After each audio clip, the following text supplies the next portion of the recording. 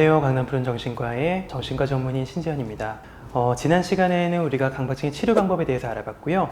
이번 시간에는 실생활에서 꼭 강박증을 다루는 데 있어서 필요한 태도나 팁에 대해서 좀 알려드리고자 합니다.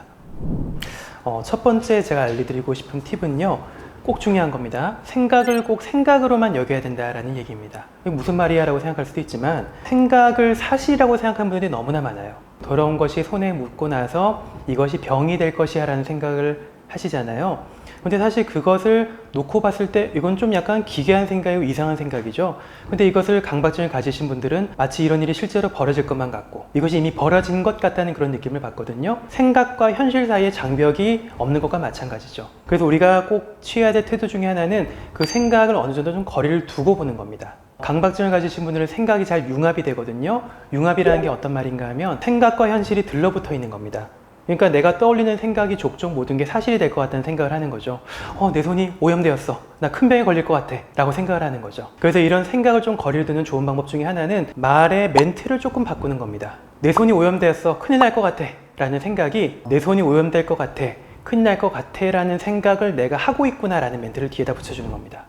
아, 내가 이런 생각들을 또 하고 있구나.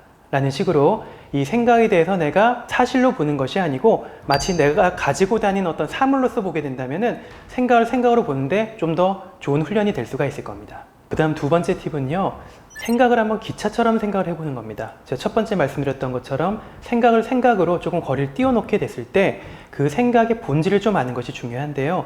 생각, 감정, 충동, 기억 같은 마음에서 만들어내는 컨텐츠들은 기차와 같은 성질을 가집니다. 플랫폼에 서 있으면 기차가 들어오잖아요. 기차는 평생 머무르는 것이 아니죠. 그냥 때가 되면 시간 맞춰서 떠나는 것이 바로 기차의 성질입니다. 그처럼 감정, 생각, 기억, 충동 같은 것들이 전부 다 처음에 왔을 때는 아주 심하게 느껴지고 불편하긴 하지만 그것들이 결국에는 우리를 떠나가게 된다는 거죠. 강박 사고가 기차처럼 우리가 서 있는 플랫폼에 들어온다고 생각해 보세요. 내 손이 오염되었어. 큰일 날 것 같아. 우리가 기존에 하는 행동들은 어떻게든 손을 씻음으로써 이 생각을 제거하려고 하죠. 하지만 그렇게 효과적이지가 않습니다. 기차는 때가 되면 떠나야 되는데 내가 이 기차를 붙잡고 싸우기 시작하게 되면서 오히려 기차를 플랫폼에 더 오랫동안 잡아두게 되는 효과가 나타나죠. 역설적이지만 우리가 이 생각에 대해서 집착하고 이 생각을 느끼지 않으려고 하면 할수록 오히려 그 생각과 감정과 불편함들은 더 오랫동안 우리 곁에 남아있다는 얘기입니다. 그래서 기차처럼 두라는 말은 우리가 기차를 떠나가기 그냥 두자는 얘기와 같습니다. 거리를 띄워놓고 내가 할 것들에 시간을 보낼 거야. 그렇게 하다 보면 이 기차는 나를 떠나갈 거니까 라는 스탠스를 한번 취해보는 겁니다. 그 생각에 대해서 너무 집착하기보다는 거리를 띄워놓고 불편하지만 내가 할 수 있는 것들에 집중을 해나가는 것이 바로 강박증을 다루는 좋은 방법 중에 하나라고 얘기할 수가 있겠습니다. 제가 세 번째 드리고 싶은 말씀은요, 치료의 목적을 어디에 둘 것인가 하는 겁니다. 강박증을 가지신 분들이 대개는 조금이라도 증상이 남아있는 것을 못 견뎌해요. 편하기 때문에 강박적인 행동들이 자꾸 나타나는 거니까요. 그래서 대개는 증상의 완전한 해소를 치료의 목표로 두시는 분들이 상당히 많아요. 하지만 이렇게 치료의 목표를 두시게 되면 결국에는 반드시 함정에 빠지게 됩니다. 증상은 계속 남아있게 되고 상당히 증상이 좋아졌음에도 불구하고 조금 남아있는 증상 때문에 상당히 집착을 많이 하게 되고 오히려 이것들을 자꾸 신경 쓰게 되면서 불안이 높아지시는 분들이 상당히 많거든요. 증상이 조금 남아있더라도 지금까지 강박적인 증상에 쏠려 있었던 나의 에너지를 원래의 나의 삶으로 돌리는 것을 치료의 목표로 두어야 됩니다.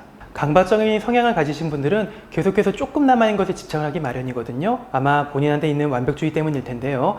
강박적인 치료의 중요한 본질 중에 하나는 찝찝함을 허용하는 것, 찝찝함을 남겨두는 것이라고 할 수가 있겠습니다. 왜냐하면 증상이 남아있더라도 삶에 집중하는 경험들이 우리에게 훨씬 더 중요하고 또 나에게 좋기 때문입니다.